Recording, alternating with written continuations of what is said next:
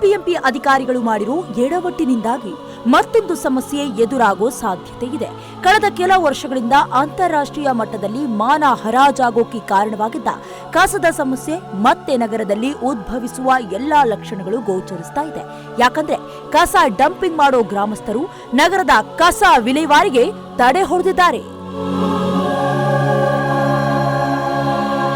ಬೆಂಗಳೂರಿನಲ್ಲಿ ಕಸದ ಸಮಸ್ಯೆ ಇಂದು ನೆನ್ನೆಯದಲ್ಲ. ಪ್ರತಿದಿನ ಹತ್ರತ್ರ 4,500 ಕಸ ಉತ್ಪತ್ತಿಯಾಗ್ತಿದೆ.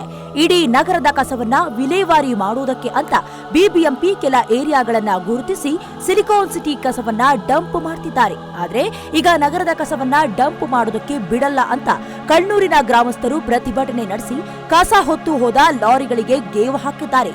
ಇದರಿಂದ ನಗರದ ರಸ್ತೆಗಳಲ್ಲಿ ಕಸದ ರಾಶಿ ತುಂಬಿ ತುಳುಕ್ತಿದೆ. ಈಗ ಎಲ್ಲ ಬೆಂಗಳೂರಲ್ಲಿ ಆಲ್ಮೋಸ್ಟ್ ಇತ್ತೀಚಿನ ದಿನಗಳಲ್ಲಿ ಕಸ ಸಾಗಣೆ ತುಂಬ ವಿಳಂಬ ಆಗ್ತಾಯಿದೆ. ಮತ್ತು ಹೋಗಿ ಬರುವಂಥ ಕಾರ್ಮಿಕರು ಕೂಡ ತುಂಬ ನೋವು ಪಡ್ತಾ ಇದ್ದಾರೆ. ಮತ್ತು ಅಲ್ಲಿ ಏನು ಡಂಪಿಂಗ್ ಯಾರ್ಡ್ ಇದೆ, ಡಂಪಿಂಗ್ ಪ್ಲೇಸ್ಗಳಲ್ಲಿ ಪ್ಲ್ಯಾಂಟ್ಗಳಲ್ಲಿ ತುಂಬ ಸಮಸ್ಯೆಗಳು ಉದ್ಭವ ಆಗ್ತಾಯಿದೆ. ಅಲ್ಲಿ ಏನು ಕಸದ ಡಂಪಿಂಗ್ ಪಾಯಿಂಟ್ಗಳು ತುಂಬ ಕಡಿಮೆ ಇರೋದು, ಮತ್ತು ಅಲ್ಲಿ ಲೋಕಲ್ಲು ಸುತ್ತಮುತ್ತಲಿರೋಂಥ ವಿಲೇಜ್ಗಳಿಗೆ ತೊಂದರೆ ಆಗ್ತಾಯಿದೆ ಅಂತ ಹೇಳ್ಬಿಟ್ಟು ಆಗಾಗ ಅಲ್ಲಿ ತಡೆ ಹಿಡಿತಾನೆ ಇದ್ದಾರೆ. ಆದರೆ ಇದಕ್ಕೊಂದು ಶಾಶ್ವತ ಪರಿಹಾರನ BBMP ಅವರು ಕಂಡುಕೊಳ್ಳಬೇಕಾಗಿದೆ. ಇದಕ್ಕೆ ಆಲ್ಟರ್ನೇಟ್ ಆಗಿ ಟ್ರಾನ್ಸ್ಫರ್ ಸ್ಟೇಷನ್ಸ್ನು ಕೂಡ ಪ್ರಾರಂಭ ಮಾಡಿದ್ರು. ಅದರಿಂದ ಕೂಡ ಯಾವುದೇ ರೀತಿಯೂ ಉಪಯೋಗ ಇಲ್ಲದಿರೋದ್ರಿಂದ ನಾವು ಪ್ಲ್ಯಾಂಟ್ಗಳ ಮೊರೆನೇ ಮತ್ತೆ ಹೋಗಬೇಕಾಗಿರೋದ್ರಿಂದ ಇದಕ್ಕೆ ಯಾವ್ದಾದ್ರು ಒಂದು ಶಾಶ್ವತ ಪರಿಹಾರನ ಕಂಡುಕೊಳ್ಳೋದಕ್ಕೆ BBMP ಮುಂದಾಗಬೇಕು ಸರ್.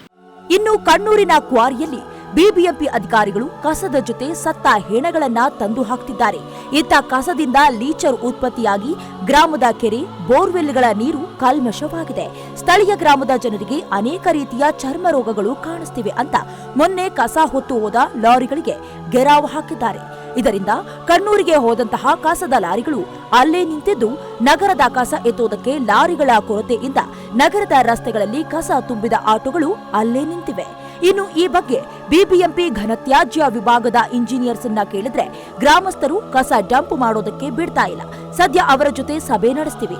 ಸದ್ಯ ನಗರದ ಕಸ ವಿಲೇವಾರಿಗೆ ಸ್ವಲ್ಪ ತೊಂದರೆ ಆಗತ್ತೆ ಅಂತ ತಿಳಿಸಿದ್ರು.